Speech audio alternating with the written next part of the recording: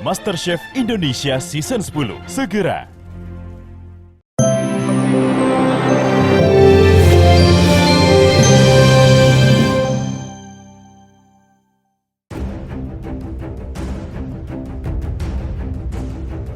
Aksi saling lapor antara Siska dan Kevin Hiller masih berlangsung. Belakangan rupanya setelah dilaporkan mantan kekasihnya Siska, Kevin sudah 2 kali mangkir dari panggilan Polres Cibinong Bogor untuk diperiksa sebagai saksi. Sama kalian semua yang udah sempat nanya, tapi saya masih belum memberikan jawaban. Mungkin hari ini kalian bisa merasakan apa yang saya rasa ketika saya sedang sakit. Mungkin sedikit cerita. Sebelum terjadi penganiayaan itu, saya sebelumnya masuk rumah sakit. Di mana di rumah sakit itu saya sempat jangankan berjalan, duduk saja saya tidak bisa. Terus saya baru sembuh, saya rawat jalan, dokter di rumah sakit di mana saya rawat jalan memberitahu kalau Pak boleh mulai syuting lagi, tapi ingat ya Pak, tidak boleh ada benturan di pinggang karena saya ada kena fraktur kompresi, saya ada kena saraf terjepit L1, L2, L3, L4, L5. Sedih ya, maksudnya kayak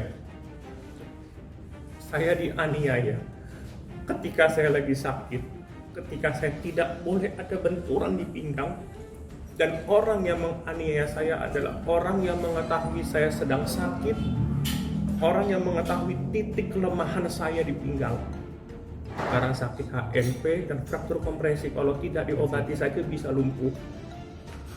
Dan saya sudah diingati sama dokter tidak boleh ada benturan di pinggang. Ya gimana ya kalau saya bilang kita sakit, orang yang harusnya mengerti kita lagi sakit, orang yang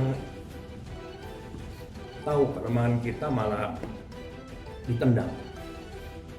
Ya mungkin hari ini biar semuanya kalian bisa menjadi, mungkin sedikit menjadi seperti saya, merasakan harusnya kita disayang, tapi malah kita ya menurut saya gimana rasa kemanusiaan ya. Kevin sendiri kerap berdalih jika dirinya tengah sibuk sehingga belum bisa mengatur jadwal, apalagi sinetron yang dibintanginya stripping. Saya ini datang mau meninjau perkembangan laporan saya di Polres Bogor. Untuk meninjau laporan saya terhadap saudara KH terkait pasal 351 ya, penganiayaan, dan juga Jungto 335. Ini tinjau, maksudnya tinjau ada. Saya ingin melihat perkembangan kelanjutannya seperti apa, karena saya juga mendapatkan informasi hari ini itu sebenarnya pemanggilan kedua. Minggu lalu pemanggilan pertama mangkir, minta reschedule. Tapi di reschedule sekarang panggilan kedua pun tidak datang lagi. Harusnya kapan panggilan keduanya? Panggilan keduanya hari ini. Tapi tadi katanya saya mendapatkan info ya dari Humas, saudara KH ini tidak datang lagi, tidak kooperatif ya. Boleh adik saya nanti jawab. Masalah yang dia bilang kita mangkir, itu kita bukan mangkir, karena kan kalau kita tahu kan kalau kepolisian manggil kita kan itu ada panggilan pertama, panggilan kedua. Itu kalau misalnya kita nggak datang pasti karena ada halangan gitu loh. Dia ini kan karena penganiayaan tersebut juga jadi lebih intensif, jadi harus lebih sering ke rumah sakit gitu loh. Terus ditambah itu juga kita tuh ada panggilan juga dari penyidik kita gitu loh. Kita jadi udah jadwalkan untuk bertemu dengan penyidik kita terlebih dahulu, baru penyidiknya dia gitu loh. Jadi bukannya mangkir, kan kita ikutin proses, kecuali kita nggak datang sama sekali sampai panggilan ketiga gitu. Jika terus mangkir dari panggilan polisi, lantas mungkinkah Kevin akan dijemput paksa? Apakah korban bisa menjadi tersangka? Saya korban, saya mencari keadilan. Apakah bisa seorang pelaku kejahatan dilindungi undang-undang, dilindungi negara? Apa buktinya saya korban?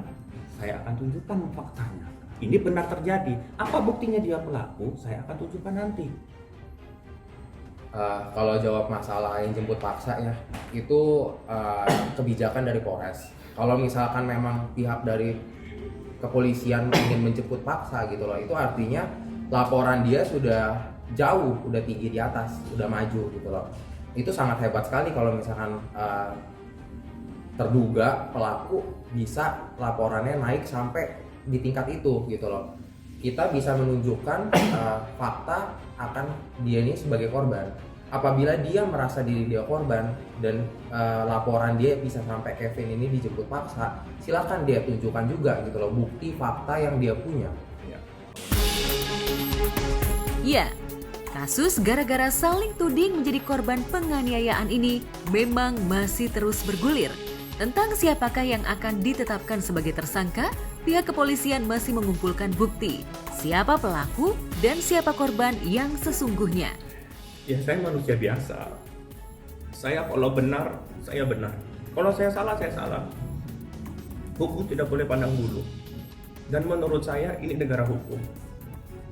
Tidak boleh pandang bulu. Mau dia orang kaya, mau dia pejabat, mau dia pengusaha, mau dia artis, mau dia dokter, mau dia siapapun itu. Kalau benar ya benar, salah ya salah. Kalau saya sih serahkan sepenuhnya kepada penyidik. Saya percaya kepada penyidik dan kepolisian Polres Bogor akan melakukan secara transparan, kemudian presisi, dan yang pastinya secara prosedural semuanya tidak ada pelanggaran gitu loh. Maksudnya akan dilakukan sesuai prosedur dan proses hukum.